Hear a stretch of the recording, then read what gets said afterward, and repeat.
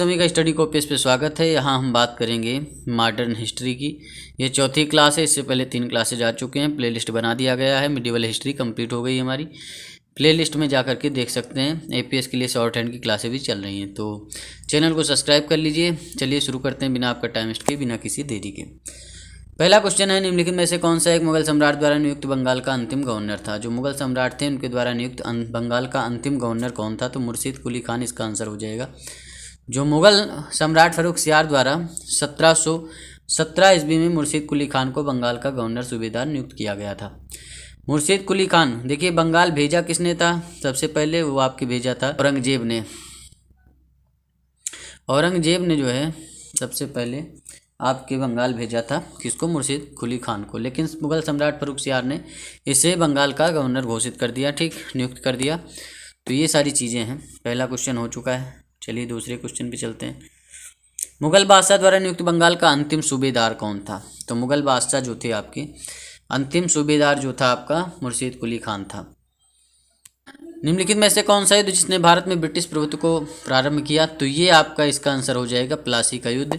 ये होता है 23 जून 1757 को। किसके मध्य होता है? सिराजुद्दौला और आपके रॉबर्ट क्लाइव के बीच होता है। यहीं से एकदम क्लियर हो जाता है कि भारत में ब्रिटिश प्रभुत्व स्थापित हो गया है। तो ये सारी चीज़ें हैं, ये पढ़ सकते हैं आप सिराजुद्दौला के बारे में। पहली क्लास आप जाएंगे, पूरा डिटेल में सब चीज़ पढ़ा दिया गया है। पहली क्लास ले लीजिए। इंग्लैंड की ईस्ट इंडिया कंपनी की भारत में प्रथम निर्णायक सैन्य सफलता मानी जाती है। तो प्रथम निर्णायक की बात करें तो प्लासी का युद्ध हुआ था 23 जून 1757 को। और वही जो है एक निर्णायक सैन्य सफलता हो गई थी, जिसमें जो है आपकी सिराजुद्दौला को हराया गया था। धोखे से हरा गया। मीर जाफ़र क्या थे? मीर जाफ़र ने गद्दारी कर दी थी किसके साथ में? आपके सिराजुद्दौला के साथ में। सिराजुद्दौला के साथ में मीर जाफ़र ने गद्दारी कर दी। और ये सारी चीज़ें थी। यार लतीफ़ थे, राय दुर्लभ थे, इन्होंने भी गद्दारी की। प्लासी का युद्ध लड़ा गया 1757 में, 23 जून 1757 को लड़ा गया है। सिराजुद्दौला लॉर्ड क्लाइव द्वारा परास्त हुआ। तो रॉबर्ट क्लाइव ने प्लासी में उसे परास्त किया था। भारतवर्ष में ब्रिटिश साम्राज्य का संस्थापक जो है रॉबर्ट क्लाइव को माना जाता है, क्योंकि 23 जून 1757 को जो है प्लासी का युद्ध हुआ। उसमें रॉबर्ट क्लाइव ने जो है सिराजुद्दौला को हरा दिया और वहीं से ब्रिटिश साम्राज्य की स्थापना हो जाती है। किस हिसाब से? प्रभुत्व स्थापित हो जाता है। निम्न में से किसे स्वर्ग से उत्पन्न सेनानायक? क्योंकि भाई जो है सिस्टम पूरा उसी ने बनाया। पर को अपनी तरफ खींचना हो, या जो है राय दुर्लभ को या यार लतीफ़ को, सबको मिलाना हो अपनी तरफ, और जो है पूरी तरीके से सिस्टम बनाना हो, तो ये काम रॉबर्ट क्लाइव ने किया था। तो स्वर्ग से उत्पन्न सेनानायक रॉबर्ट क्लाइव को ही कहा जाता है। विलियम पिट ने कहा था, याद रखिए। प्लासी का युद्ध मैदान कहाँ स्थित है? तो प्लासी का युद्ध मैदान जो है आपके पश्चिम बंगाल में है। नदिया जिला है, वहीं पर भागीरथी नदी के किनारे आपका प्लासी का, जिसे अब पलासी कहा जाता है। पहले प्लासी कहा जाता था, पलासी कहा जाता है, याद रखिएगा। किसने अपनी राजधानी मुर्शिदाबाद से मुंगेर? तो ये काम किया था मीर कासिम ने। मीर कासिम बहुत होशियार व्यक्ति था। वो समझता था कि अगर मैं मुर्शिदाबाद रखता हूँ अपनी राजधानी, तो मामला क्या होगा कि अंग्रेज हस्तक्षेप करेंगे। तो उसने मुंगेर स्थापित किया, वहीं पर अपना हथियार बनाने के कारखाने वगैरह डाले। लेकिन अंग्रेज तो पूरी तरीके से पीछे पड़े हुए थे। तो बक्सर का युद्ध होता है, जिसमें जो है मीर कासिम और अवध के नवाब और जो होता है मुग़ल बादशाह, ठीक, शाह आलम द्वितीय, इन सब मिलकर के युद्ध करते हैं, जिसमें हार हो जाती है। सबसे अधिक निर्णायक युद्ध जिसने अंग्रेजों के भारत में प्रभुत्व को संस्थापित कर दिया, तो निर्णायक युद्ध की बात होगी तो बक्सर का युद्ध लगाएंगे। लेकिन अगर सिर्फ प्रभुत्व की बात होगी तो जो है प्लासी का युद्ध लगाएंगे। आप देख सकते हैं 22 अक्टूबर 1764 को अंग्रेजों ने, ठीक, मीर कासिम, अवध के नवाब शुजाउद्दौला और दिल्ली के मुगल सम्राट शाह आलम द्वितीय, तो अवध के नवाब शुजाउद्दौला और मीर कासिम और मुगल सम्राट शाह आलम द्वितीय के साथ मिलकर के संयुक्त सेना के साथ हेक्टर मुनरो सेना नायक था, ठीक, अंग्रेज़ों का, उनके साथ युद्ध होता है। और उसमें क्या होता है कि हेक्टर मुनरो जीत जाता है और वहीं से सिस्टम बन जाता है कि एकदम क्लियर हो गया कि भैया अब अंग्रेज़ जो है पूरी तरीके से अपने उसमें आ चुके हैं, भौकाल में। तो अंग्रेजी ईस्ट इंडिया कंपनी द्वारा लड़े गए निम्नलिखित युद्धों में से कौन सा सर्वाधिक निर्णायक? बक्सर की लड़ाई हुई थी 1764 में। और डेट याद रखिएगा, अब डेट इसकी भी पूछी जा सकती है। अभी तक तो उसका पूछा गया प्लासी का कि 23 जून 1757, 22 अक्टूबर 1764। अंग्रेजी ईस्ट इंडिया कंपनी द्वारा लड़े गए युद्धों में से कौन सा सर्वाधिक? तो बक्सर की लड़ाई हो ही जाती है। इसका आंसर आपने दे ही दिया है। निम्नलिखित में से कौन सा युद्ध भारत में अंग्रेजों के आधिपत्य की स्थापना की दृष्टि से सबसे महत्वपूर्ण माना जाता है? तो बक्सर की लड़ाई थी बस, ठीक, 22 अक्टूबर 1764। बक्सर के युद्ध के समय दिल्ली का शासक कौन था? तो मुगल बादशाह कौन थे? शाह आलम द्वितीय थे। इनकी जो है आँख वाँख फोड़ दी जाती है लास्ट में, पहले तो इलाहाबाद की संधि होती है। बक्सर की लड़ाई के समय बंगाल का नवाब कौन था? तो बंगाल के नवाब आपके मीर जाफ़र थे। जब बक्सर की लड़ाई हुई तो मीर जाफ़र जो है आपके बंगाल के नवाब थे। निम्न में से जिस एक शासक ने ईस्ट इंडिया कंपनी को दीवानी प्रदान की थी? तो शाह आलम द्वितीय ने। शाह आलम द्वितीय ने जो है दीवानी प्रदान की थी। किसे? या ईस्ट इंडिया कंपनी को जो है दीवानी दी थी पूरी तरीके से। कैसे दी थी ये भी समझ लीजिए। इलाहाबाद की दूसरी संधि होती है 16 अगस्त 1765 के अनुसार। शाह आलम को अंग्रेजी संरक्षण में ले लिया गया तथा उसे इलाहाबाद में रखा गया। इलाहाबाद तथा कड़ा के जो क्षेत्र नवाब ने छोड़ दिए शाह आलम को मिल गए। शाह आलम को मिले 12 अगस्त 1765 के अपने फरमान द्वारा मुगल बादशाह शाह आलम द्वितीय ने कंपनी को बंगाल, बिहार और उड़ीसा की स्थायी रूप से दे दिया। तो अगर क्वेश्चन आ जाए कि किस संधि के द्वारा, तो जो आपका 12 अगस्त 1765 को हुई द्वितीय पहली संधि जो हुई है उसके अनुसार, द्वितीय संधि के अनुसार नहीं दिया, पहली संधि के अनुसार दिया है। तो ये सारी चीज़ें याद रखिएगा आप, क्योंकि अब पहली और दूसरी करके भी पूछ सकते हैं। 12 अगस्त 16 अगस्त को हुआ 1765 में। 12 अगस्त को पहली संधि होती है इलाहाबाद की, दूसरी होती है 16 अगस्त को।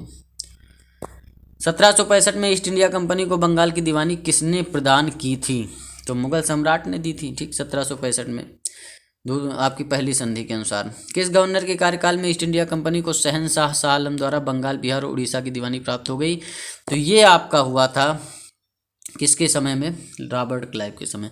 क्योंकि जो है 1765 से ठीक 67 तक यही गवर्नर रहता है, और उधर जो है 1757 से 60 तक गवर्नर रहता है। बक्सर का जो 1764 में हुआ तो आपका वेंसी टार्ट था आपका गवर्नर, ये याद रखिएगा। और हेक्टर मुनरो के हाथ में कमान थी बक्सर वाले युद्ध में। सर जो आपका प्लासी का युद्ध हुआ उसमें क्लाइव ही जो है गवर्नर था, क्लाइव ही सेनापति था, समझिए बात को। सम्राट शाह आलम द्वितीय ने ईस्ट इंडिया कंपनी को बंगाल, बिहार तथा उड़ीसा की दीवानी पहली वाली संधि से दी थी 12 अगस्त 1765 को। इलाहाबाद की संधि के बाद रॉबर्ट क्लाइव ने मुर्शिदाबाद का उपदीवान किसे? जो इलाहाबाद की संधि हो जाती 12 अगस्त 16 अगस्त को, तो मोहम्मद रजा खान को ये क्या बना देते हैं? मुर्शिदाबाद का उपदीवान बना देते हैं। ये सारी चीज़ें हैं, पढ़ लीजिएगा पूरा, आप प्रैक्टिस करनी लगातार। 1765 में दीवानी प्रदान किए जाने के बाद ब्रिटिश सबसे पहले निम्नलिखित में से किस पर्वतीय जनजाति के संपर्क में आते हैं?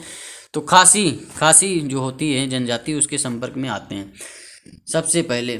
तो इसके बारे में थोड़ा डिटेल में आपको बता देते हैं कि बंगाल की दीवानी प्रदान करने के पश्चात ब्रिटिश 1765 में सिलहट आए थे, और खासी जनजाति के लोग चावल, नमक तथा सूखी मछलियों के बदले रेशम, सूती सामान, लोहा, मोम, मधु एवं सींग का व्यापार करने हैं सिलहट की सीमा पर पंडुआ में आते थे। सिलहट की सीमा है। खासी पर्वतों में पाए जाने वाले चूना पत्थर का उपयोग तब बंगाल में चूना पत्थर की मांग की पूर्ति हेतु किया जाता था। कुछ समय बाद ईस्ट इंडिया कंपनी के ब्रिटिश अधिकारी चूना पत्थर का व्यापार करने लगे, जिससे वे खासी जनजाति के संपर्क में आ गए, और वहीं जो है खासी विद्रोह होता है।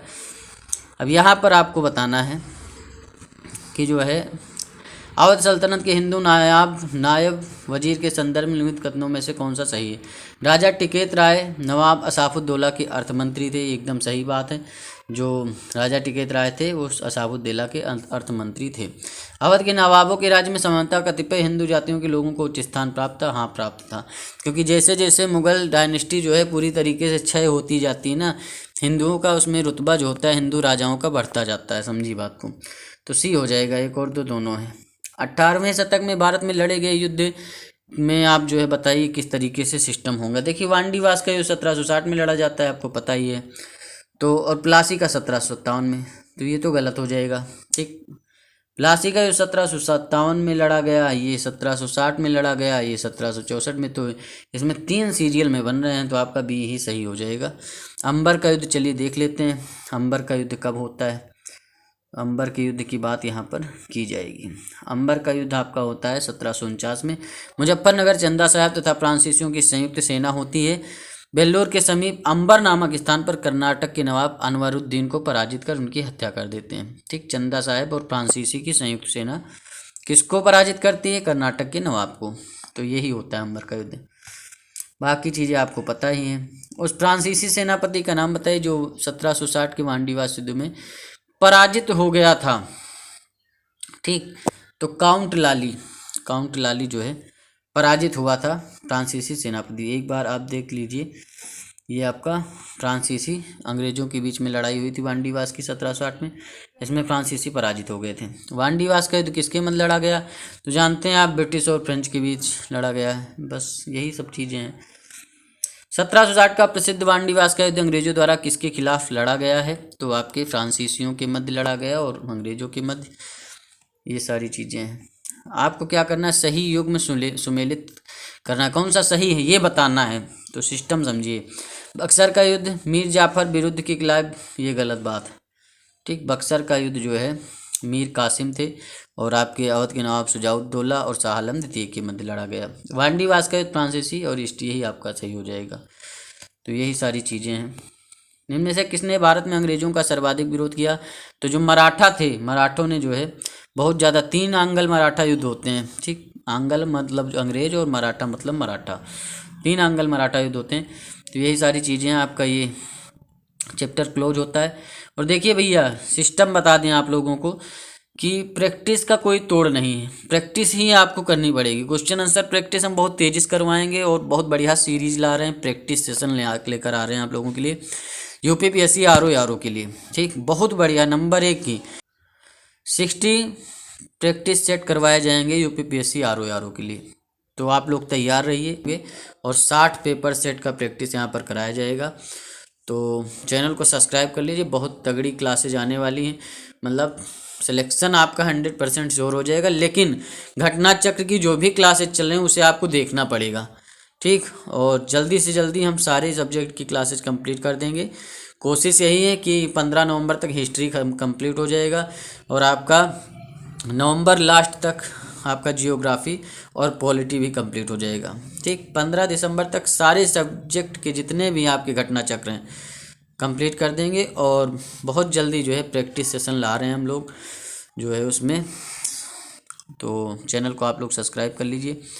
मिलते हैं आपसे नेक्स्ट वीडियो में। धन्यवाद, थैंक यू, शुक्रिया।